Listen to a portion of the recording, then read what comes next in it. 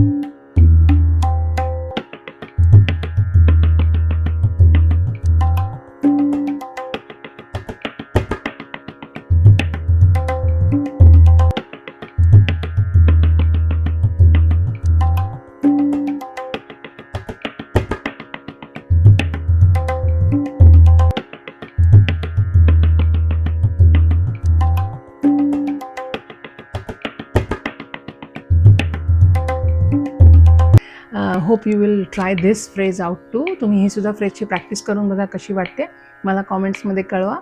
And I will meet you again in my next practice session. Until then, let's all keep practicing.